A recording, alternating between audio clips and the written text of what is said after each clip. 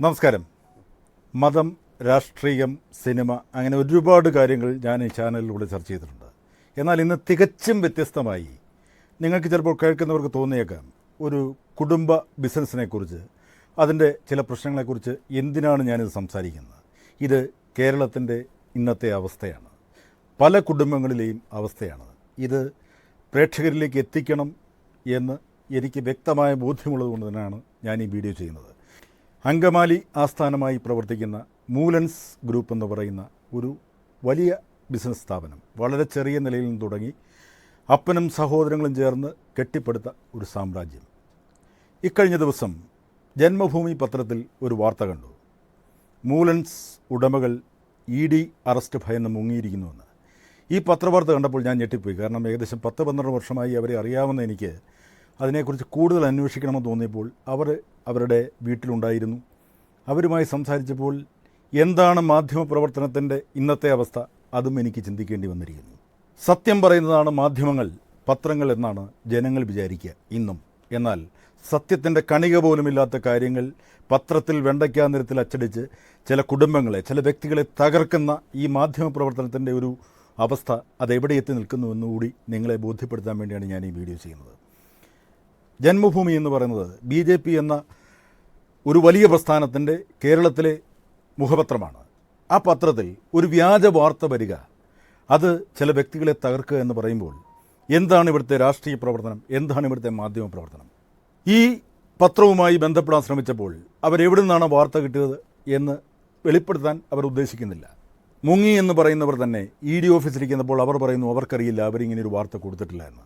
കഴിഞ്ഞ ദിവസം പൂനം പാണ്ഡെ എന്ന് പറയുന്ന ഒരു നടി മരിച്ചുവെന്ന് എല്ലാ പത്രങ്ങളിലും വെണ്ടയ്ക്കാൻ നിരത്തി.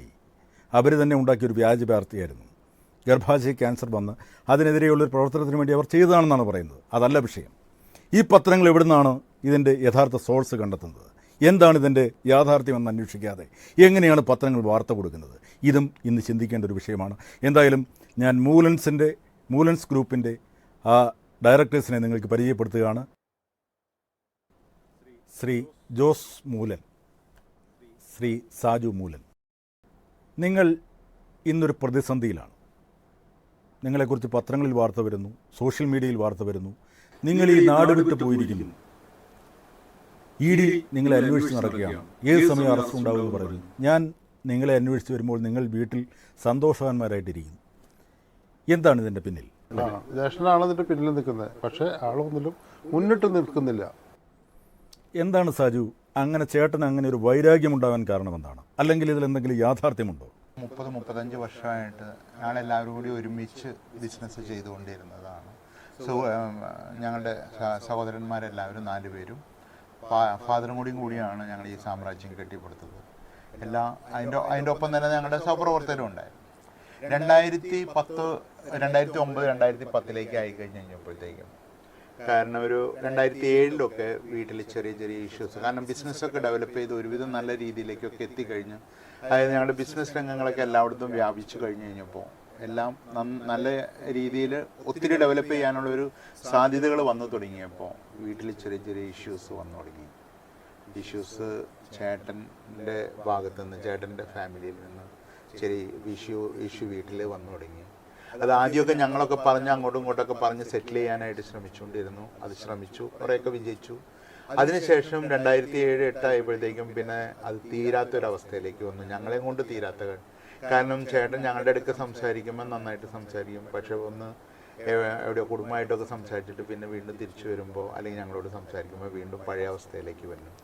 കഴിഞ്ഞ കുറേ നാളുകളായിട്ട് ഞാൻ കണ്ടിട്ടുണ്ട്, ഏകദേശം ഒരു 3-4 വർഷമായി സോഷ്യൽ മീഡിയയിലൊക്കെ, ഫേസ്ബുക്കിലൊക്കെ നിങ്ങളെക്കുറിച്ച് വളരെ മോശമായി ഒരുപാട് വാർത്തകൾ അദ്ദേഹം തന്നെ കൊടുത്തിട്ടുണ്ട്. പക്ഷേ നിങ്ങൾ ഇന്നാണ് ആദ്യമായി ആ മനുഷ്യൻ്റെ പേര് പറഞ്ഞുകൊണ്ട് ഒന്ന് പ്രതികരിക്കുന്നത്. അല്ല, ഇത്രയും നാളും ഇപ്പം ഞങ്ങളുടെ പാർട്ടീഷൻ നടക്കുമ്പോൾ, പാർട്ടീഷൻ ഏതാണ്ട് 2009 ചർച്ച തുടങ്ങണേ. കാരണം ഈ ഇഷ്യൂസ് വന്നതിന് ശേഷം ഇത് കുടുംബത്തിലെ പ്രശ്നങ്ങൾ പതുക്കെയൊക്കെ ഉണ്ടായി തുടങ്ങി. ഞങ്ങളെല്ലാവരും ഒറ്റക്കെട്ടായിട്ട് നിന്നിരുന്നതാണ്. അപ്പോൾ അത് കുറച്ച് കഴിഞ്ഞപ്പോഴത്തേക്കും, കാരണം ഇത് ഞങ്ങളെ കൊണ്ട് അതായത് കുടുംബത്തിൽ ഒതുങ്ങി നിൽക്കാത്തൊരു സ്റ്റേജ് വന്നു. അപ്പോൾ അങ്ങനെയാണെങ്കിൽ കാരണം പിരിയേണ്ടി വരുമെന്ന് പറഞ്ഞു. അതിൻ്റെ ഇടയ്ക്ക് വേറൊരു ഇഷ്യൂ ഉണ്ടായി എന്ന് പറയുന്നത്, സൗദിയിൽ ഞങ്ങൾക്ക് ബിസിനസ് ഉണ്ടായിരുന്നു. അപ്പോൾ ജ്യേഷ്ഠൻ അതായത് എന്നെക്കാളും തൊട്ടുമുത്തയാള് ജോസേട്ടൻ, ചേട്ടൻ്റെ വീടിൻ്റെ പണിക്ക് വേണ്ടിയിട്ട് ചേട്ടൻ ഒരു കൊല്ലത്തോളം ഇങ്ങോട്ട്, ഒരു കൊല്ലത്തിൻ്റെ അടുത്ത് ഇങ്ങോട്ട് മാറേണ്ടി വന്നു 2008. ഈ സമയത്ത് കാരണം ഞങ്ങൾ ബിസിനസ്സിൽ ഇപ്പോൾ എല്ലാവരും ബിസിനസ് ചെയ്തുകൊണ്ടിരുന്നതെന്ന് വെച്ച് കഴിഞ്ഞാൽ കണക്ക് നോക്കുക അങ്ങനെയൊന്നുമില്ല. ഞങ്ങളുടെ കാര്യങ്ങളെല്ലാവരും ഒരുമിച്ച് എല്ലാവരും കൂടി നടത്തണം, എല്ലാ കാര്യങ്ങളും ബിസിനസ്സിൽ നിന്ന് ചെയ്യുന്നു. അങ്ങനെ എന്ത് ഉണ്ടെങ്കിലും പ്രത്യേകിച്ച് സെപ്പറേറ്റ് അക്കൗണ്ടോ സെപ്പറേറ്റ് ആർക്കും വേണ്ടിയിട്ട് സേവിങ്സോ ഒന്നുമില്ല, എല്ലാം ഗ്രൂപ്പിൻ്റെ അങ്ങനെ ഒരു, അതായത് എല്ലാം കുടുംബത്തിൻ്റെ അങ്ങനെ ഒരു മെത്തേഡിലാണ് ഞങ്ങൾ പോകുന്നുകൊണ്ടിരുന്നത്. സൗദിയിലായാലും ബിസിനസ് ചെയ്ത് ബിസിനസ്സിന് അവിടെ ഒത്തിരി സ്റ്റോക്കും കാര്യങ്ങളൊക്കെ അവിടെ തന്നെ സ്റ്റോർ, അതായത് ഞങ്ങളുടെ ബാലൻസ് ഉള്ളതൊക്കെ അവിടെ നിന്ന് ഇങ്ങോട്ട് മാറ്റാതെ അവിടെ തന്നെ സൂക്ഷിച്ച് വെച്ചുകൊണ്ടിരുന്നതാണ്. ചേട്ടൻ ഇങ്ങോട്ട് പോന്നു കഴിഞ്ഞ് കഴിഞ്ഞപ്പോൾ അവിടെ ഉണ്ടായിരുന്ന സാധനങ്ങളൊക്കെ കുറേ വിറ്റ് അവിടെ ഉണ്ടായിരുന്ന ക്യാഷുകളൊക്കെ എടുത്ത് പുള്ളിയുടെ അക്കൗണ്ടിലേക്ക്, അപ്പോൾ മുമ്പേ പ്ലാൻ ചെയ്ത് തുടങ്ങിയിട്ടായിരിക്കണം എന്താണെന്ന് അറിയില്ല അപ്പോൾ അതിനൊക്കെ മുന്നോടിയായിട്ടാണ് കുടുംബത്തിലെ ഇഷ്യൂസൊക്കെ സ്റ്റാർട്ട് ചെയ്തത്. അപ്പോൾ അതിന് മെൻ്റലി പ്രിപ്പയർ ചെയ്തിട്ടുണ്ടാവണം മുമ്പ്, അതുകൊണ്ടായിരിക്കും എന്ന് വിചാരിക്കണം. അവിടെ നിന്ന് ഒരു വലിയ എമൗണ്ട് ഏകദേശം ഇപ്പോൾ നമ്മൾ നോക്കിക്കഴിഞ്ഞാൽ അക്കൗണ്ടുകളെ മാത്രം ഏതാണ്ട് ഒരു 6.5 കോടിയോളം രൂപ പുള്ളിയുടെ അക്കൗണ്ടിലേക്ക് അവിടുന്ന് ട്രാൻസ്ഫർ ചെയ്തു. അത് കമ്പനി അക്കൗണ്ടിൽ. നിങ്ങളത് ചോദിച്ചില്ലേ? അത് അപ്പൻ ചോദിച്ചതോടുകൂടിയാണ് കൂടുതൽ ഇഷ്യൂ ആയത്. അപ്പൻ ഇത് ചോദിച്ചു കഴിഞ്ഞപ്പോൾ ആള് കുറേ കൂടി രൂക്ഷമായിട്ട് പ്രശ്നങ്ങൾ ഉണ്ടാക്കി കുടുംബത്തിൽ. അപ്പോൾ ഞങ്ങൾക്ക് സോൾവ് ചെയ്യാൻ പറ്റാത്തൊരു സ്റ്റേജ് വന്നു. അപ്പോൾ ഇളയപ്പന്മാർ, അച്ഛന്മാർ, ഞങ്ങൾ കൂട്ടുകുടുംബമാണ്. അപ്പനും 2 അനിയന്മാരും എല്ലാവരും കൂടിയതാണ് ഞങ്ങളുടെ കുടുംബം. സൗദിയിലാണ് എൻ്റെ ഞങ്ങളുടെ അനിയൻ ആണ്. അപ്പൻ്റെ അനിയന്മാർ 2 പേരും അച്ഛന്മാരാണ്. അപ്പോൾ അവരും ഇതിനകത്ത് ഇൻവോൾവ് ചെയ്തു. ചേട്ടനെ കൊണ്ട് പറഞ്ഞ് സോൾവ് ചെയ്യാനായിട്ടൊക്കെ നോക്കി. അങ്ങനെ വന്നു കഴിഞ്ഞാൽ അതിൻ്റെ ഇടയ്ക്കാണ്, കാരണം നോക്കിയിട്ട് നടക്കാതെ വന്നു. അപ്പോൾ വന്നു കഴിഞ്ഞപ്പോൾ മീഡിയേറ്റേഴ്സിനെ കൊണ്ടുവന്നു. മീഡിയേറ്റേഴ്സിനെ വെച്ചിട്ട് ഡിവിഷനാണ് ഇതിന് പറ്റിയ സൊല്യൂഷൻ എന്ന് അപ്പം തീരുമാനിച്ചു. അങ്ങനെ ഡിവിഷനായിട്ട് അവരവരുടെ കാര്യം നോക്കട്ടെ എന്നുള്ളത്. അപ്പോൾ അങ്ങനെ പറഞ്ഞു കഴിഞ്ഞപ്പോൾ ചേട്ടനും പറഞ്ഞു എന്നെ ഡിവൈഡ് ചെയ്ത് തരാൻ, ഞാൻ മാറാണ്, എനിക്ക് സ്വന്തമായിട്ട് ചെയ്യണം എന്ന് പറഞ്ഞിട്ട് ആൾ മാറാനായിട്ട് മുമ്പോട്ട് വരാനുണ്ടായത്. പക്ഷെ നിങ്ങൾ 3 പേരും ആ സമയത്ത് ഞങ്ങൾ ഒരുമിച്ച് തന്നെ, കാരണം ഗ്രൂപ്പ് അങ്ങനെ തന്നെ കണ്ടിന്യൂ ചെയ്യുന്നു. ഗ്രൂപ്പിൽ വ്യത്യാസമൊന്നുമില്ല. കാരണം ഈ ഗ്രൂപ്പിൽ ഞങ്ങൾ 3 പേര് മാത്രമല്ല, ഞങ്ങളുടെ സഹോദരികളും ഇതിനോടൊപ്പം ഉണ്ട്, അമ്മായിയുടെ മക്കളുണ്ട്, കാരണം ചേച്ചിയുടെ പെങ്ങളുടെ മോനുണ്ട്. ഇവരൊക്കെ എല്ലാവരും ഈ ഗ്രൂപ്പിൽ തന്നെ വർക്ക് ചെയ്യുന്നുണ്ട്. ഇതൊരു ഫാമിലി ഗ്രൂപ്പാണ്. അപ്പോൾ അത് ഞങ്ങൾ മുമ്പ് ഞങ്ങളെ കാരണന്മാർ അതേ ഒരു മെത്തേഡിൽ തന്നെ മുമ്പോട്ട് പോകാനാണ് ഞങ്ങൾ ഇപ്പോഴും നിൽക്കുന്നത്. കേരളത്തിൽ എത്ര സൂപ്പർ മാർക്കറ്റുകളുണ്ട്? ഇപ്പോൾ 9 എണ്ണം ഉണ്ട്. അന്ന് അതങ്ങനെ ചെയ്ത് അത് കഴിഞ്ഞിട്ട് മീഡിയേഷനിലേക്ക് വന്നു കഴിഞ്ഞപ്പോൾ എല്ലാ അസറ്റുകളും ഡിവൈഡ് ചെയ്ത് എല്ലാവർക്കും, അതായത് ഡിവൈഡ് ചെയ്ത് വെക്കാൻ പറഞ്ഞു. അപ്പോൾ അസറ്റും ബിസിനസ്സും എല്ലാ കാര്യങ്ങളും ഡിവൈഡ് ചെയ്യാമെന്ന് വെച്ചു. അങ്ങനെ മീഡിയേറ്റേഴ്സിനെ അപ്പോയിൻറ്റ് ചെയ്തു. മീഡിയേറ്റേഴ്സ് വന്നു, വാല്യുവേറ്റേഴ്സ് വന്നു. അപ്പോൾ ഒരു 3-4 സിറ്റിങ്ങോടുകൂടി മീഡിയേറ്റേഴ്സിന് ഏകദേശം മനസ്സിലായി ചേട്ടൻ്റെ സ്വഭാവം ഇന്ന് പറയുന്നത് നാളത്തേക്ക് വരില്ല, അപ്പോൾ അങ്ങനെ ഒരു ചെറിയ പ്രശ്നമുണ്ടെന്ന് പറഞ്ഞു. അവർക്ക് മനസ്സിലായിട്ട് അവരാണ് സജസ്റ്റ് ചെയ്യുന്നത്. കാരണം വാല്യുവേറ്ററിനെ വെച്ചിട്ട് എല്ലാ സ്വത്തുക്കളും എല്ലാവരും വാല്യൂ ചെയ്തു. ഈ മീഡിയേറ്റേഴ്സൊക്കെ നിങ്ങൾക്ക് അനുകൂലമായിട്ടല്ല, അദ്ദേഹത്തിന് അനുകൂലമായിട്ട് ചില കാര്യങ്ങൾ ചെയ്തിട്ടുണ്ടെന്ന് ഇങ്ങനെ പറഞ്ഞു കേൾക്കുന്നു. അത് അവസാന നിമിഷത്തിൽ, അതായത് ആളുടെ തനി സ്വഭാവം ശരിക്കും പുറത്ത് വന്നു തുടങ്ങിയത് ഈ ലാസ്റ്റ് മീഡിയേഷനിൽ വന്നപ്പോഴാണ്. അതെങ്ങനെ അവർ ഇൻഫ്ലുവൻസ് ചെയ്യണം, എങ്ങനെ അവരുടെ ഇത് കൊണ്ടുവരണം, അതൊരു പ്രൊഫഷണലിസം ആയിട്ട് എടുത്ത് ഞങ്ങളെ അതായത് അത് ശരിക്കും ക്രൈംബ്രാഞ്ചിൻ്റെ ഒരു റിപ്പോർട്ടിൽ തന്നെ അവർ അന്വേഷണത്തിൽ നിന്ന് മീഡിയേറ്റേഴ്സിനെയും മറ്റുള്ളവരോടൊക്കെ ചോദിച്ചതിന് ശേഷം, അവരുടെ നിന്ന് മൊഴിയെടുത്തതിന് ശേഷം ക്രൈംബ്രാഞ്ച് റിപ്പോർട്ടിൽ പറയുന്നുണ്ട്. കാരണം എന്ന് വെച്ച് കഴിഞ്ഞാൽ അതായത് കൂടുതൽ സ്വത്ത് പിടിച്ചെടുക്കാൻ വേണ്ടിയിട്ട് സമ്മർദ്ദം ചെലുത്താനാണ് ഈ കംപ്ലീറ്റ് കേസുകളും അല്ലെങ്കിൽ കംപ്ലീറ്റ് വ്യാജ പരാതികളും ഉണ്ടാക്കി. കുടുംബസമാധാനം നിലനിൽക്കട്ടെ എന്ന് വിചാരിച്ചിട്ട് നിങ്ങൾ പലപ്പോഴും പലതും വിട്ടുകൊടുത്തിട്ടുണ്ട്. തീർച്ചയായിട്ടും ഇതുവരെ കേസുകളൊന്നും കൊടുത്തിട്ടുണ്ടായിരുന്നില്ല. അതല്ല, സ്വത്തുക്കൾ, അതായത് 4ആയിട്ട് ഡിവൈഡ് ചെയ്തെങ്കിലും ചേട്ടൻ എന്നുള്ള ഒരു കൺസിഡറേഷനിൽ തുടക്കത്തിലേ തുടങ്ങി. പ്രശ്നങ്ങൾ വരുമ്പോൾ ഓരോ മീഡിയേഷനിലും ഓരോ പ്രശ്നം കൊണ്ടുവരും. ആ പ്രശ്നങ്ങൾ വരുമ്പോൾ എല്ലാവരും പറയും നിങ്ങളൊന്ന് അഡ്ജസ്റ്റ് ചെയ്യ്, ഒരാളല്ലേ പ്രശ്നം ഉണ്ടാക്കണുള്ളൂ, ആ പ്രശ്നം തീർന്ന അങ്ങോട്ട് പോയി കഴിഞ്ഞാൽ നിങ്ങൾക്ക് സമാധാനമായിട്ട് ബിസിനസ് ചെയ്യാലോ എന്ന് പറയുമ്പോൾ ഞങ്ങൾ ഏതെങ്കിലും ഒരു ഭാഗം അല്ലെങ്കിൽ ഏതെങ്കിലും ഒരു കാര്യത്തിൽ ഞങ്ങൾ അഡ്ജസ്റ്റ് ചെയ്യും. അപ്പനും പറയുമായിരുന്നു, കാരണം എന്ന് വെച്ച് കഴിഞ്ഞാൽ അത് പോട്ടെ, സാരമില്ല, നമുക്കത് ഇതിലും നമ്മൾ നമ്മൾ താഴ്ത്തുനിന്നാണ് കയറി വന്നേക്കുന്നത്. അപ്പോൾ അതുകൊണ്ട് ഇനി നമുക്ക് പിടിച്ചു കയറാവുന്നതേ ഉള്ളൂ എന്ന് പറയും. അദ്ദേഹം ഇപ്പോഴും കോടികളുടെ അധീപനല്ലേ, കോടീശ്വരനല്ലേ? തീർച്ചയായിട്ടും. അദ്ദേഹത്തിന്റെ മകന്റെ കല്യാണത്തിന് ഞാൻ വന്നിട്ടുണ്ട്. ഹെലികോപ്റ്ററിൽ പുഷ്പവൃഷ്ടി അങ്ങനെ തുടങ്ങി ധാരാളത്തിന്റെ അങ്ങേറ്റമായിരുന്നു. അതൊക്കെ പണമുണ്ടെങ്കിൽ സാധിക്കും. തീർച്ചയായിട്ടും. അതുമാത്രമല്ല, പണമുണ്ടെങ്കിൽ എന്തും നേടുമെന്നുള്ള ഒരു തോന്നൽ ആൾക്ക് വന്നുപെട്ടിട്ടുണ്ടായിരുന്നു. കാരണം ഇപ്പോൾ ഏത് ലെവലിലും ഇൻഫ്ലുവൻസ് ചെയ്യാൻ പറ്റും എന്നുള്ളൊരു തോന്നൽ. കാരണം ഇപ്പോൾ കോടതി ചെന്നാലോ അല്ലെങ്കിൽ ഡിപ്പാർട്ട്മെൻറ്റുകളിൽ ചെന്നാലോ എവിടെ ചെന്നാലും ക്യാഷ് ഉണ്ടെങ്കിൽ അതായത് നമ്മളുടെ പരിധിയിൽ വരുത്താൻ പറ്റും എന്നുള്ളൊരു തോന്നൽ എവിടെ നിന്നോ ആൾക്ക് കിട്ടിയിട്ടുണ്ട്. ആ കിട്ടിയത് ആൾ പരമാവധി ഉപയോഗിക്കാനും ശ്രമിച്ചുകൊണ്ടിരിക്കുന്നുമുണ്ട്. അല്ല, അപ്പോൾ ഒരു സഹോദരൻ മറ്റ് സഹോദരങ്ങളെല്ലാം നശിക്കണം, എങ്ങനെയും തറ പറ്റണമെന്ന് വിചാരിക്കുമോ? ഞങ്ങളും ചിന്തിക്കായില്ല. പക്ഷെ അങ്ങനെ ചെയ്യുന്ന ഒരാളുണ്ടെങ്കിൽ ഓരോ മനസ്സിൻ്റെ വിഷമം, ഓരോ മനസ്സിൻ്റെ പ്രവർത്തനമാണ്. അല്ലാതെ ഒന്നും പറയാൻ പറ്റില്ല. കാരണം വെച്ച് കഴിഞ്ഞാൽ ഞങ്ങൾക്കിപ്പോൾ ഷോപ്പുകൾ ഇത്ര ഉണ്ട്, ഏതാണ്ട് 9 ഷോപ്പുണ്ട്. അപ്പോൾ ആൾക്കത് അംഗീകരിക്കാൻ പറ്റുന്നില്ല. ആൾ വിചാരിച്ച് ഞങ്ങളെല്ലാവരും ഈ ക്യാഷ് എല്ലാം കൊണ്ടു ചെന്ന്, പുള്ളിയുടെ ക്യാഷ് നല്ല എമൗണ്ടായി, അപ്പം ഞങ്ങളെല്ലാവരും പുള്ളിയുടെ പിന്നാലെ പോകും എന്ന് പുള്ളി പ്രതീക്ഷിച്ചു. പക്ഷെ ഞങ്ങളാരും തിരിച്ച് പോയില്ല. കാരണം ഞങ്ങളുള്ളത് പിന്നാലെ പോകുന്നത് കേസ് കൊടുത്തിട്ടല്ലല്ലോ പോകേണ്ടത്, അത് സ്നേഹം കൊണ്ടാണ് നമ്മൾ മനസ്സിലാക്കുന്നുണ്ട്. തീർച്ചയായിട്ടും അത് അങ്ങനെ തന്നെയാണ്. കാരണം അതായത് ഒരു പക്ഷേ ഇപ്പോൾ അന്ന് മീഡിയേഷനിൽ വന്നു ഈ കേസുകൾ ക്യാഷ് കൊണ്ടുപോയി, അത് ഞങ്ങൾ അപ്പം ചോദിച്ചു അതൊരു കാരണമായി എന്നുള്ളൂ. പക്ഷേ ഞങ്ങളുടെ ഡിവിഷനിലെ ഫണ്ട് വെച്ചിട്ടില്ല. ആ ഡിവിഷനിലെ ഫണ്ടിനെ പറ്റി ആരുമില്ല. പുള്ളി കൊണ്ടുപോയി, ആൾ കൊണ്ടുപോയി, അത് കൊണ്ടുപോയി, അത്രയേ ഉള്ളൂ. കാരണം എന്ന് വെച്ച് കഴിഞ്ഞാൽ അത് പൊക്കോട്ടെ എന്ന് തന്നെ വിചാരിച്ചേ. കാരണം ഒരു കളവ് മുതൽ ഞങ്ങളും ഇതിനകത്ത് സൂക്ഷിക്കാൻ ഇഷ്ടപ്പെടുന്നില്ല. കാരണം ഇപ്പോൾ നടത്തുന്ന ആളുടെ കമ്പനി ഇപ്പോൾ നടത്തുന്ന കമ്പനി 3 ഏക്കർ സ്ഥലമാണ്. ആ ക്യാഷ് കൊണ്ടുവന്ന് വാങ്ങിച്ചതാണ് ആ സ്ഥലം. പാർട്ടീഷന് മുമ്പ് ഈ ബാങ്കിൽ കിടന്ന ക്യാഷ് കൊണ്ടാണ് എമൗണ്ട് മേടിച്ചത്. പാർട്ടീഷൻ ചെയ്ത് ഒരാൾക്കും അങ്ങോട്ടേക്കും ചെയ്തിട്ടില്ല. ഒരാളും കമ്പനി നമ്മുടെ ടോട്ടൽ എമൗണ്ടിൽ നിന്ന് ആളുടെ കയ്യിലേക്ക് ഒന്നും ചെന്നിട്ടില്ല. പക്ഷെ പുള്ളി അത് ഈ ക്യാഷ് കൊണ്ട് വാങ്ങിച്ചു. അതായത് ഡിവിഷൻ നടക്കുന്ന സമയത്ത് ഇതിൻ്റെ ഇപ്പോൾ ED അന്വേഷിക്കുന്നു എന്ന് പറഞ്ഞു. ED എന്താണ് അന്വേഷിക്കുന്നത്? നിങ്ങൾ ഹവാല പണം കടത്തി എന്ന് പറയുന്നു, ഇങ്ങനെ പത്രവാർത്തകളാണ്. അല്ലെങ്കിൽ സോഷ്യൽ മീഡിയയിൽ അത് പണം കൊടുത്ത് ചെയ്യിക്കുന്നതാണോ ഇൻഫ്ലുവൻസ് ചെയ്യിക്കുന്നതാണോ എന്താണെന്ന് എനിക്കറിയില്ല. ഇത് കണ്ടിട്ടാണ് ഞാൻ ചോദിക്കുന്നത്. ഹവാല ഇപ്പോൾ അന്വേഷിക്കുന്നത് എന്താണ്? കാരണം ഇപ്പോൾ ഞങ്ങൾ ചെയ്തിരിക്കുന്നതും ഞങ്ങൾ ഈ ഹവാല ഇടപാടെന്ന് പറയുന്ന ഒരു സിസ്റ്റം, എന്തെങ്കിലും ഒരു ആക്ടിവിറ്റി ഞങ്ങളുടെ ഭാഗത്തുനിന്ന് ഇതുവരെ ഉണ്ടായിട്ടില്ല, ഉണ്ടാവാനായിട്ട് ഉദ്ദേശിച്ചിട്ടില്ല. കാരണം ഇത്രയും നാളായിട്ടും സ്ട്രെയിറ്റ് ഫോർവേഡ് കറക്റ്റായ രീതിയിൽ തന്നെ ബിസിനസ് ചെയ്തുകൊണ്ടിരിക്കുന്ന വ്യക്തികളാണ് ഞങ്ങൾ. ഇത് ബാലൻസ് ഷീറ്റിൽ അവിടെ കാണിക്കുമ്പോൾ ഒരു ബാലൻസ് ഷീറ്റിൽ ഓതറൈസ്ഡ് ക്യാപിറ്റലായിട്ട് 27 മില്യൺ അവിടെ പ്രസൻറ്റ് ചെയ്യണമെന്നാണ്. നമുക്ക് 75% ഷെയറാണ് അവിടെ നമ്മൾ എഴുതിയിരിക്കുന്നത്. അവിടെ ഒരു കമ്പനി നടക്കുന്നുണ്ടായിരുന്നു. ആ കമ്പനിയിൽ ഞങ്ങൾ ഷെയറായിട്ട് ചേരാണ് ചെയ്തത്. അതിനകത്ത് 27, അതായത് ഞങ്ങളുടെ ഷെയറായ കണ്ടിട്ട് 20 മില്യണോളം റിയാൽ ഓൾറെഡി അവിടുത്തെ ഓതറൈസ്ഡ് ക്യാപിറ്റലിൽ കാണിച്ചിട്ടുണ്ട്. പക്ഷേ അതേ എമൗണ്ട് തന്നെ ഞങ്ങൾ ഇവിടെ നിന്ന്, അതായത് ഞങ്ങളിൽ നിന്നും കളക്ട് ചെയ്യാനുള്ളതാണെന്നുള്ള രീതിയിൽ ആ ബാലൻസ് ഷീറ്റിൽ തന്നെ റൈറ്റ് സൈഡിലും ഇത് കാണിച്ചിട്ടുണ്ട്. ഇനി നിങ്ങളുടെ അടുത്ത പദ്ധതി എന്താണ് ഈ കേസിനെ സംബന്ധിച്ച്? ഇത് ED വിളിച്ചിട്ടുണ്ടായിരുന്നു. ഇനി ഇതിനകത്തൊരു രസകരമായ വസ്തുത എന്താണെന്ന് വെച്ച് കഴിഞ്ഞാൽ, EDയിൽ ഇവർ കഴിഞ്ഞ ഡിസംബറിലായിട്ടാണ് കൊടുത്തത്. EDയിൽ കംപ്ലൈൻറ്റ് കൊടുത്തത് ഒരു വിപിനൻ എന്ന് പറഞ്ഞിട്ട് ഒരു കൊല്ലത്തുനിന്ന് ഒരു വ്യക്തിയാണ് ഇത് കൊടുത്തത്. ആക്കെ എവിടെ നിന്നാണ് ഇതിൻ്റെ സോഴ്സ് എന്ന് നമുക്കറിയില്ല. കാരണം ഇതിൻ്റെ സോഴ്സ് ഇപ്പോൾ സാധാരണ നമ്മൾ പറയുന്നത് ചത്തത് കീചകനാണെങ്കിൽ കൊന്നത് ഭീമൻ എന്ന് പറയുന്ന അതൊരു സത്യസന്ധമായ ഒരു ആൻസർ തന്നെയാണത്.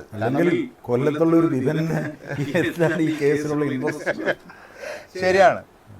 അപ്പോൾ അത് ആർക്കായാലും ഇപ്പം അങ്കമാലിയിൽ സംസാരിച്ചു കഴിഞ്ഞാൽ അങ്കമാലിയിൽ അറിയാവുന്ന 90% ആൾക്കാർക്കും, പ്രത്യേകിച്ച് ഒരു മിഡിൽ ഏജിലുള്ളവർക്ക്, ചിലപ്പോൾ ചെറിയ ഏജിലുള്ളവർക്കായിരിക്കും അറിയാൻ പാടില്ലാത്ത, മിഡിൽ ഏജോ അതിൻ്റെ മുകളിലുള്ളവർക്ക് എല്ലാവർക്കും ഞങ്ങളുടെ വീടിനെ, കുടുംബത്തെ പറ്റി അറിയാം, മൂലൻസിനെ പറ്റി അറിയാം, ഈ വ്യക്തിനെ പറ്റിയും അറിയാം, ഞങ്ങളുടെ മൂത്ത സഹോദരനെ പറ്റിയും അറിയാം. അല്ല, വർഗീസ് മൂലൻ എന്ന് പറയുന്ന വർഗീസ് ചേട്ടനെ എനിക്ക് പറയാം. ഞാൻ ഈ വീഡിയോ ചെയ്യുന്നതിന് മുമ്പ് 2 പ്രാവശ്യം വിളിച്ചിരുന്നു, വാട്സപ്പിൽ മെസ്സേജ് അയച്ചു. എന്താണ് അദ്ദേഹത്തിൻ്റെ അഭിപ്രായം കൂടെ ഒന്നറിയാൻ വേണ്ടി. അദ്ദേഹം എടുത്തില്ല, തിരക്കുകൊണ്ടായിരിക്കാം. ഞങ്ങൾ മനസ്സിലാക്കുന്നത് അന്നേ തന്നെ ഇവരൊരു എൻക്വയറി നടത്തിയിട്ടുണ്ടാവും, ഇതിൻ്റെ സത്യാവസ്ഥ അവർ അറിഞ്ഞിട്ടുണ്ടാവണം. അതുകൊണ്ടായിരിക്കും ഞങ്ങളെ സംബന്ധിച്ചിടത്തോളം ഞങ്ങൾക്ക് ഡിസംബർ വരെ ഞങ്ങൾക്കൊരു നോട്ടീസോ ഒരു ഇൻഫർമേഷനോ ഒരു കാര്യം ഉണ്ടായിട്ടില്ല. ഇവർ ഈ ഒരു വർഷം ഇതിൻ്റെ പിന്നാലെ ഉണ്ടായിരുന്നു. ഇത് കഴിഞ്ഞ് ഏകദേശം കോടതിയിൽ അതായത് ഓഗസ്റ്റിലോ മറ്റോ കോടതിയിൽ കൊടുത്തു. കോടതിയിൽ പറഞ്ഞു, കാരണം എന്ന് വെച്ച് കഴിഞ്ഞാൽ ഈ ED-യിൽ ഞങ്ങളെന്തോ ഇൻഫ്ലുവൻസ് ചെയ്തു, ആർക്കോ പണം കൊടുത്ത് ആരോ വരുത്തി, ഏതോ ഒരു ഞങ്ങൾ അവിടെ ചെന്ന് കഴിഞ്ഞപ്പോഴും പറയുന്നത് കേട്ടായിരുന്നു, ഏതോ ഒരു തോമസ് ഏതോ ആരുടെ പേര് പറയുന്നത് കേട്ടായിരുന്നു, അങ്ങനെ വല്ലവരെ ഇൻഫ്ലുവൻസ് ചെയ്തിട്ടുണ്ടായിരുന്നു. ഞങ്ങളിത് ആരും കാണാനും പോയിട്ടില്ല, ഞങ്ങളോട് ഒരു കാര്യം ചോദിച്ചിട്ടുമില്ല, ഒരാൾ വന്നിട്ടുമില്ല. ഇത് അവർ തന്നെ എന്തോ ഉണ്ടാക്കി വെച്ചേക്കുന്ന ഒരു കാര്യമാണ്. ED അല്ല ഇതിൻ്റെ ബാക്കിൽ പ്രവർത്തിക്കുന്നത്. അല്ല, ഇത് കൊല്ലത്തുള്ള മിസ്റ്റർ വിപിനൻ അതിനകത്ത് അതിന്റെ പിന്നിൽ പ്രവർത്തിക്കുന്ന തൽപരകക്ഷികളും നിങ്ങളെ ഇത് കേസിലൊന്നുമില്ലെന്ന് അവർക്കും അറിയാം. പക്ഷേ ഇതൊരു വാർത്തയുണ്ടാക്കി നിങ്ങളുടെ ഇമേജ് തകർക്കുക എന്ന് പറയുന്ന ഒരു കാര്യമായിരിക്കണം ഇതിൽ ഉദ്ദേശിച്ചിരിക്കുന്നത്. ഞങ്ങൾ ശരിക്കും എല്ലാവരും കൂടി യോജിച്ച് നടന്നിരുന്ന സമയത്ത്, ഒരുമിച്ച് നടന്നിരുന്ന സമയത്ത് ഞങ്ങളുടെ എല്ലാം വലിയേട്ടനായിരുന്നു വർഗീസ് മുതൽ. ഞങ്ങൾക്ക് എന്തുകൊണ്ടാണ് ആൾ ഈ ലെവലിലേക്ക് മാറിപ്പോയെന്ന് പോലും ഞങ്ങൾക്ക് അദ്ദേഹത്തിന് ഒരു പെരുന്തച്ചൻ കോംപ്ലക്സ് ഉണ്ടായിരുന്നു. പെരുന്തച്ചൻ കോംപ്ലക്സ് അറിയാമല്ലോ അല്ലേ? മകൻ തന്നേക്കാൾ വലിയവനാണ്. ഏകദേശം അതൊക്കെ തന്നെയാണ് ആളുടെ ഒരു അത് സത്യമാണ്. എവിടെയൊക്കെയാണ് ഇപ്പോൾ ക്രൈം ബ്രാഞ്ചിൽ ഏറ്റവും ലാസ്റ്റ് കുറച്ച് മുമ്പ് വരെ ക്രൈം ബ്രാഞ്ചിൽ അങ്കമാലി പോലീസ് സ്റ്റേഷനിൽ ഒരു കേസ് കൊടുത്തു 2018. ഈ 2018 കേസ് കൊടുത്തിട്ട് അന്ന് ഒരു പബ്ലിസിറ്റി, ഒരു മംഗളം പത്രത്തിൽ, മംഗളം പത്രം ഇത് തന്നെയാണ്. ഞാൻ ഈ മംഗളം പത്രത്തിൻ്റെ മാനേജിങ് ഡയറക്ടറായിട്ട് സംസാരിച്ചതാണ്, MD ആയിട്ട് കോട്ടയത്ത് നിന്ന് സംസാരിച്ചത്. എന്തുകൊണ്ടാണ് ഞങ്ങളുടെ പ്രൂഫ് എല്ലാം ഇതുണ്ട്. ഞങ്ങൾ എന്തെങ്കിലും സംസാരിക്കുന്നുണ്ടെങ്കിൽ, ഞങ്ങൾ എന്തെങ്കിലും ഒരു വാർത്ത പറയുന്നുണ്ടെങ്കിൽ, അല്ലെങ്കിൽ ഞങ്ങൾ എന്തെങ്കിലും ഒരു കാര്യത്തിനെ പറ്റി പറയുന്നുണ്ടെങ്കിൽ എല്ലാ സപ്പോർട്ടോടു കൂടിയാണ്. ഇപ്പം ഞങ്ങളിപ്പോൾ ഇവിടെ ഇരിക്കുന്നുണ്ടെങ്കിലും ഇതെല്ലാം പ്രൂഫാണ്. കാരണം ഒരു പ്രൂഫില്ലാത്ത ഒരു കാര്യം ഞങ്ങളുടെ കയ്യിലില്ല. കാരണം നമുക്കത് ഞങ്ങൾ പറഞ്ഞിട്ടുള്ളതും അല്ലെങ്കിൽ ഞങ്ങൾ മീഡിയേറ്റേഴ്സായിട്ട് സംസാരിച്ചിട്ടുള്ളതും എല്ലാ കാര്യങ്ങളും തന്നെ വിത്ത് ഫുൾ പ്രൂഫോട് കൂടിയാണ് ഞങ്ങൾ സംസാരിക്കുന്നുള്ളൂ. പലപ്പോഴും ഇങ്ങനത്തെ വാർത്തകൾ വരുമ്പോൾ പത്രങ്ങൾക്ക് ബാക്കപ്പ് ഉണ്ടോ എന്നുള്ളത്.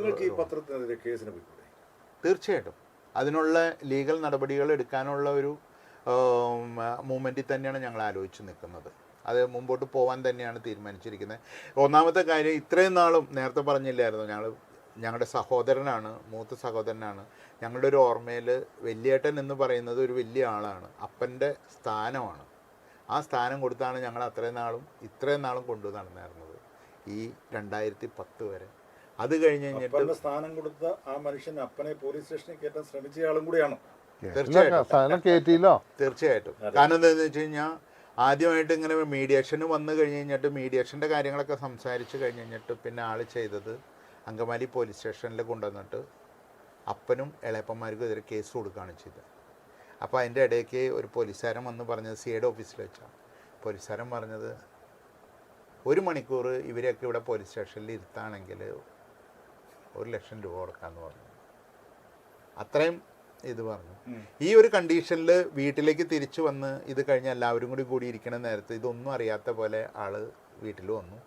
വീട്ടിൽ വന്നു കഴിഞ്ഞപ്പോൾ ഏളയപ്പം പറഞ്ഞു, പരീക്ഷ നീ പോയിട്ട് ആദ്യം പോയി കാര്യങ്ങൾ, നമ്മൾ വീട്ടിൽ കാര്യങ്ങൾ തീരുമാനിക്കണേക്ക് മുമ്പ് ആദ്യം പോയി അങ്കമാലിയിൽ കേസ് കൊടുത്തേക്കണത് നീ പിൻവലിച്ചിട്ട് വാ, എന്നിട്ട് നമുക്ക് സംസാരിച്ചാൽ മതി എന്ന് പറഞ്ഞു. പിന്നെ പുള്ളി പുറത്ത് പോയി അത് പുറത്ത് ഫ്ലാഷാക്കിയത് എന്നെ വീട്ടിൽ നിന്ന് ഇറക്കി വിട്ടു.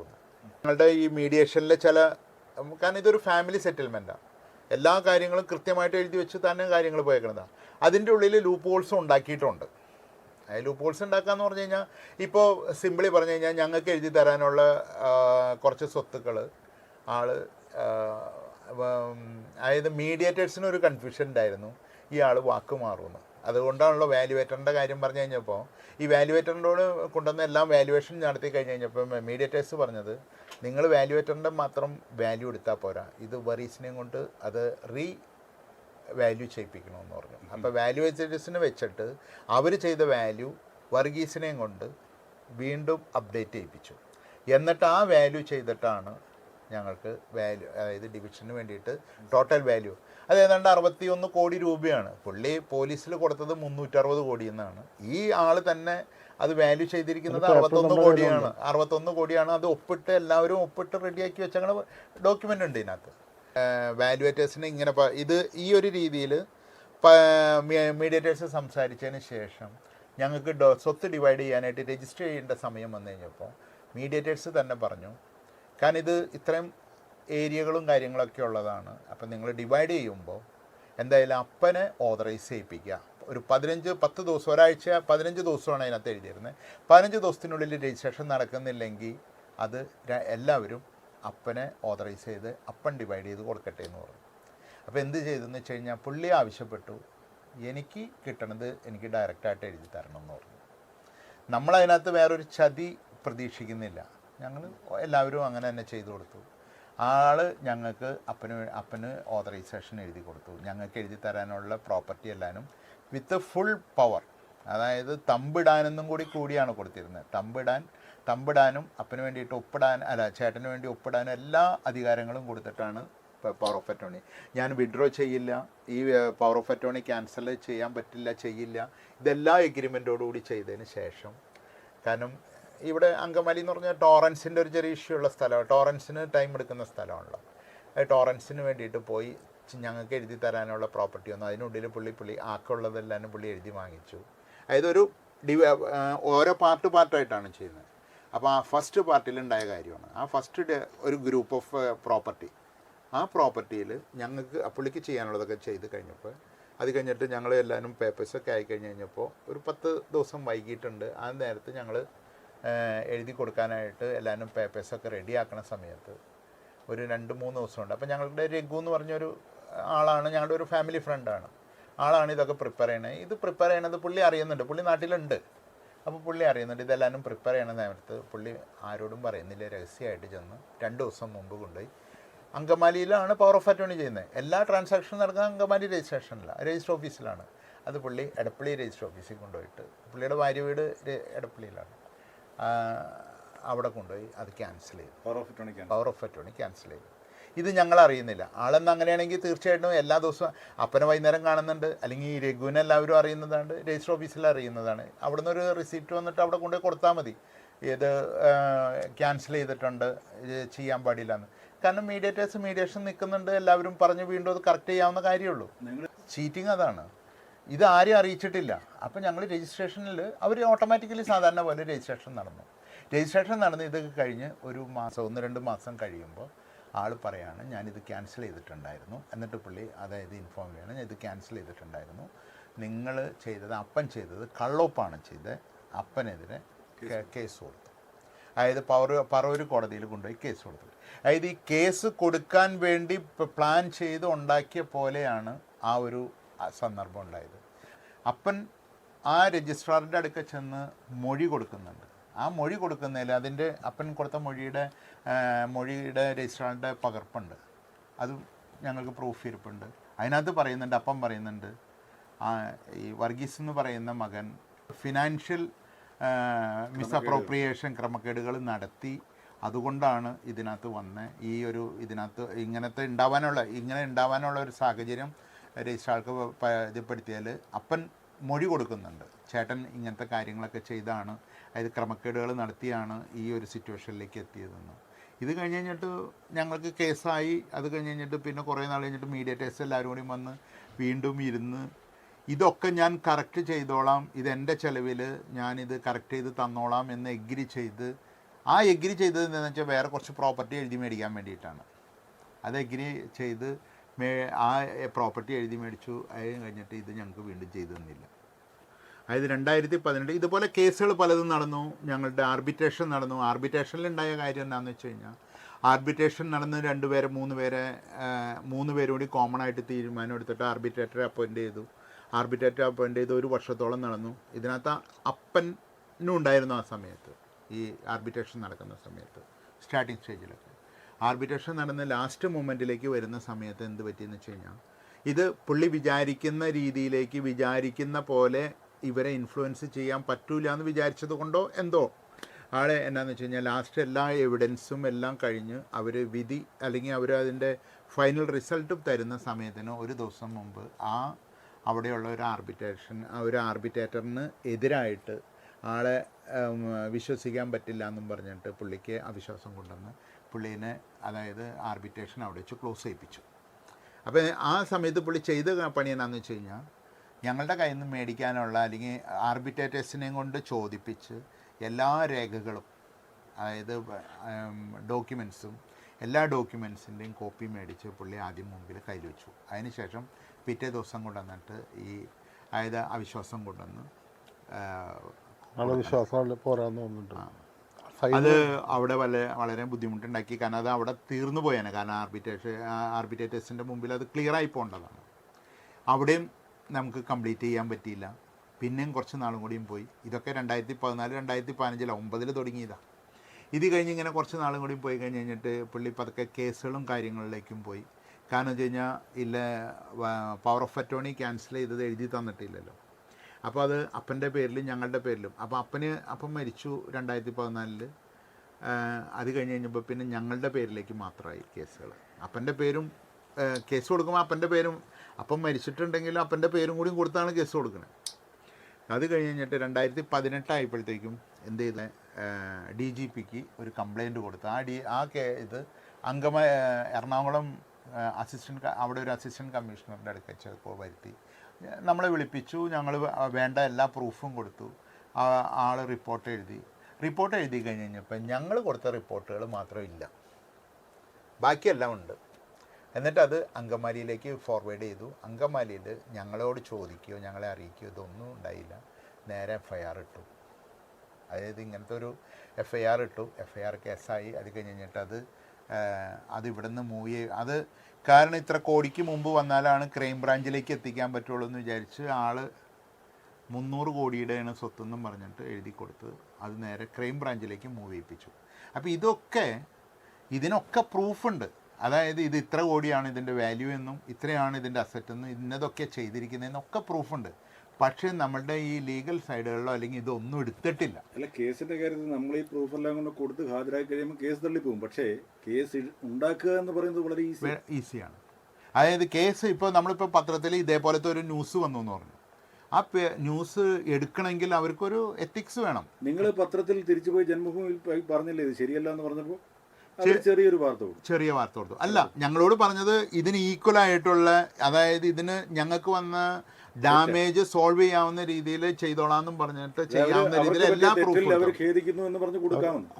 അല്ല. അത് മാത്രമല്ല, അത് ഞങ്ങൾ അതായത് ഇതിനകത്ത് വന്നിരിക്കുന്ന റീസണും കൂടി കാണിച്ചിട്ട് അതിനകത്ത് കൊടുത്തോളാന്നും പറഞ്ഞ് അത് എത്ര ഇമ്പോർട്ടൻസിലാണ് മറ്റേത് കൊടുത്തിരുന്നത്, ഞങ്ങളെ പറ്റിയുള്ള അപവാദം കൊടുത്തത് അത്രയും ഇമ്പോർട്ടൻസിൽ ഇതും കൊടുത്തോളാം. അപ്പോഴും ഞങ്ങൾ പറയുന്നുണ്ട്. കാരണം എന്ന് വെച്ച് കഴിഞ്ഞാൽ ഞങ്ങൾക്ക് വന്ന ആ ഡാമേജ് ഇതുകൊണ്ട് തീരില്ല. പക്ഷേ എന്നിരുന്നാലും അവരെ ഒരു സത്യസന്ധമായ രീതിയിൽ പ്രസൻറ്റ് ചെയ്യാമെന്നാണ് അന്ന് പറഞ്ഞത്. പക്ഷേ എന്ത് സംഭവിച്ചു എന്ന് വെച്ച് കഴിഞ്ഞാൽ ഇത് എഴുതിയൊക്കെ എല്ലാവരും ഞങ്ങളെ കാണിച്ചു.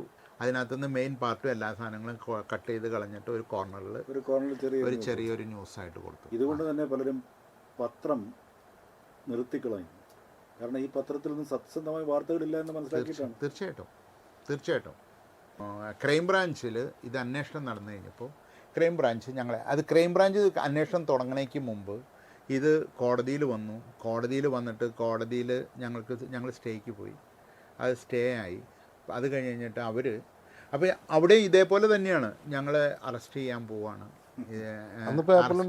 അന്ന് പത്രത്തിൽ ഒരു മംഗളം പത്രമാണ്, മംഗളത്തിൽ വന്നു. അതും ഇതേപോലെ തന്നെ അങ്കമാലിയിൽ റിപ്പോർട്ടറുണ്ട്. ഇത് വന്നത് എവിടെ നിന്ന്, തിരുവല്ലേന്നും മറ്റുമാണ്.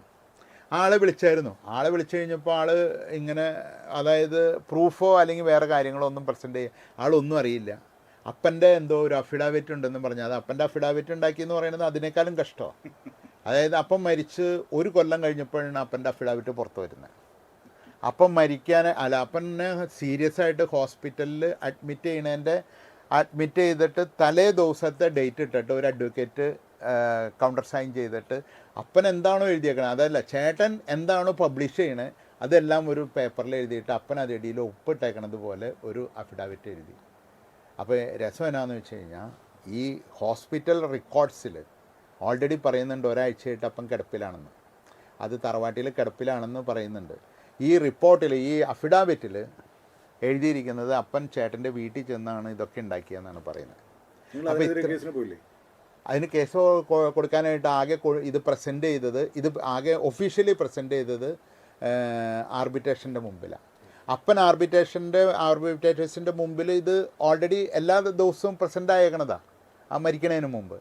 പക്ഷേ അപ്പോഴൊന്നും അപ്പന് ഇങ്ങനത്തെ ഒരു അഫിഡാവിറ്റോ അല്ലെങ്കിൽ ഇങ്ങനത്തെ കാര്യങ്ങളോ ഒന്നും ഉണ്ടായിട്ടില്ല. അത് കഴിഞ്ഞ് ആർബിറ്റേഷൻ തീരുന്നതിന് മുമ്പ് അപ്പം മരിച്ചായിരുന്നു.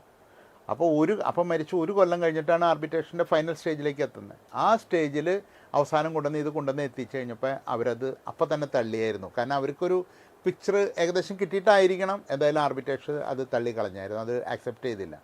ഈ അപ്പൻ്റെ അഫിഡാവിറ്റും കൂടിയും വെച്ചാണ് മംഗളം പത്രത്തിന് ഇതിൻ്റെ ഒരു പേപ്പർ കൊടുത്തിട്ടാണെന്നാണ് അവർ പറയുന്നത്.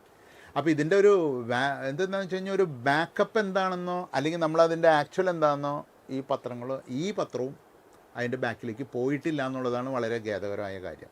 ഇത് കഴിഞ്ഞ് ശരിക്കും ഒരു വാർത്ത കിട്ടിയാൽ അതിൻ്റെ ഫാക്ട് ചെക്ക് കഴിഞ്ഞിട്ട് സംഭവങ്ങൾ പബ്ലിഷ് ചെയ്യാൻ പാടുള്ളൂ എന്നാണ് പത്രധർമ്മം.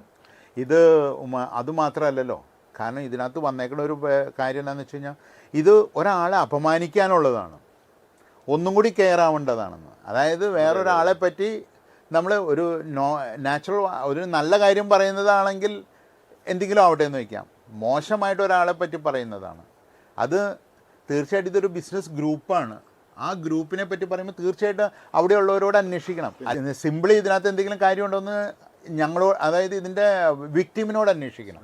ഇതൊന്നും ഉണ്ടായിട്ടില്ല. അത് ഇപ്പോഴത്തേലും ഇല്ല, അന്നുള്ളതിലും ഇല്ല. കാരണം അപ്പോൾ അതിൻ്റെ ബാക്കിൽ എന്താണ് നടന്നേക്കണമെന്ന് സിമ്പിളായിട്ട് അറിയാം അല്ലേ, കാൽക്കുലേറ്റ് ചെയ്യാം. ഈ മംഗളത്തിനോട്, അതായത് മംഗളം പത്രത്തിനോട് അന്ന് നമ്മൾ എല്ലാ ഡോക്യുമെൻറ്റും കൊണ്ടുവന്ന് ഇതാണ് ഇതിൻ്റെ ആക്ച്വൽ എന്ന് കൊണ്ടുപോയി കാണിച്ചു കൊടുത്തതാണ്. പക്ഷേ അവർക്കത് കൊടുക്കാൻ പറ്റുന്നില്ല. അപ്പോൾ അവരത് കാരണം എന്ന് വെച്ച് കഴിഞ്ഞാൽ ഓരോ ഹൈഡ് ചെയ്ത് ഓരോ റീസൺ പറഞ്ഞാൽ അല്ലെങ്കിൽ അങ്ങനെ പറഞ്ഞാൽ അത് അവർ സ്കിപ്പ് ചെയ്ത് പോവുകയാണ് ചെയ്തത്. ഈ കേസ് വന്നു കഴിഞ്ഞതിന് ശേഷം ഇങ്ങനെ വന്നു കഴിഞ്ഞപ്പോൾ പിന്നെ ചേട്ടൻ തന്നെ ഒരു മീഡിയേറ്റേഴ്സിനെ പ്രസൻറ്റ് ചെയ്യുകയാണ്. അപ്പം ഞങ്ങളുടെ അടുക്ക ഈ മീഡിയേറ്റർ വരുന്നത് ഞങ്ങളുടെ സുഹൃത്ത് എന്നുള്ളൊരു രീതിയിലാണ്. അപ്പോൾ അങ്ങനെ ആൾ വന്ന് സംസാരിക്കണു, ഇത് നമുക്ക് തീർക്കണം, ഇങ്ങനെ പ്രശ്നം പോയാൽ പറ്റില്ല, ക്രൈം ബ്രാഞ്ചിൽ കേസ് ഭയങ്കര രൂക്ഷമായിട്ടുള്ളതാണ്, ഇതെങ്ങും പിടിച്ചാൽ കിട്ടില്ല. അപ്പോൾ ഞങ്ങളെ ഭയങ്കര ബ്രെയിൻ വാഷ് ചെയ്തു. അപ്പോൾ ആ സമയത്ത് ഞങ്ങൾ കാരണം എന്ന് വെച്ച് കഴിഞ്ഞാൽ കാരണം നമ്മൾ നോക്കുന്നത് നമ്മുടെ കുടുംബം മുമ്പ് ഇത്രയും നാളും വന്നുകൊണ്ടിരിക്കുന്നത് ഇത്രയും നീറ്റായിട്ട്, അതായത് ഒരു പേരുദോഷവും ഇല്ലാണ്ട് നല്ല രീതിയിൽ വന്നുകൊണ്ടിരിക്കുന്ന ഒരു ഇതാണ്. ഇനി ഇങ്ങനത്തെ ഒരു കേസ് ഉണ്ടാവുന്നതും ഞങ്ങൾക്ക്, അപ്പോൾ ഇതൊരു ബാർഗെയിനിങ് ആണ്. ഇപ്പം അത് കഴിഞ്ഞ് കഴിഞ്ഞിട്ട് ഞങ്ങൾ പറഞ്ഞു അത് സംസാരിക്കാമെന്ന് പറഞ്ഞു. അങ്ങനെയാണ് റിട്ടയർഡ് ഹൈക്കോടതി ജഡ്ജി ഇതിൻ്റെ മീഡിയേറ്ററായിട്ട് വരുന്നത്. പക്ഷെ അന്ന് പറഞ്ഞ കാര്യം എന്ന് വെച്ച് കഴിഞ്ഞാൽ ഈ കേസും തീരും, ഈ കേസ് തീർക്കും, എല്ലാ കാര്യങ്ങളും പൂർത്തിയാവും എന്നാണ് സമ്മതിച്ച് കഴിഞ്ഞെങ്കിലും എഗ്രിമെൻ്റ് എഴുതി ഞങ്ങൾക്ക് ഏകദേശം 13 ഏക്കർ സ്ഥലം ഞങ്ങളുടെ പേരിൽ എഴുതി വരേണ്ടതാണ് ഇതിനകത്ത്. ആ സ്ഥലം ഞങ്ങൾ വിട്ടുകൊടുത്തു. ഞങ്ങൾക്കൊരു 5 കോടി രൂപ, അതായത് പല രീതിയിൽ പുള്ളി തരാനുണ്ടായിരുന്നു. അതായത് സാധനങ്ങൾ കൊണ്ടുപോയതും പിന്നെ ഞങ്ങൾ വാങ്ങിയ മുറികൾ വിട്ടുകൊടുത്തത്, ഇങ്ങനെ ഒരു 4-5 കോടി രൂപയെങ്കിലും തരാനുണ്ടായിരുന്നു. ഇതെല്ലാം ക്യാൻസലായി. ഈ സ്ഥലവും പോയി. ഇത് കഴിഞ്ഞ് കഴിഞ്ഞിട്ടും ചെയ്ത പണി എന്നാന്ന് വെച്ച് കഴിഞ്ഞാൽ അവസാനം ഈ കേസും പിൻവലിച്ചില്ല. ഈ കേസ് പിൻവലിച്ചില്ല എന്ന് മാത്രമല്ല, അവിടെ സ്റ്റേയിൽ നിന്നായിരുന്ന, അതായത് കോടതിയിൽ സ്റ്റേയിൽ നിന്നായിരുന്നത് ഇയാൾ ഈ ഡിസ്കഷൻ്റെ ഇടയിൽ കൊണ്ടുപോയി വെക്കേറ്റ് ചെയ്യിപ്പിച്ചു. അപ്പം നമ്മളിവിടെ ഇങ്ങനെ ഇരുന്ന് സംസാരിക്കുമ്പോൾ അപ്പുറത്ത് പോയിട്ട് ഇത് വെക്കേറ്റ് ചെയ്യിപ്പിക്കുന്നു.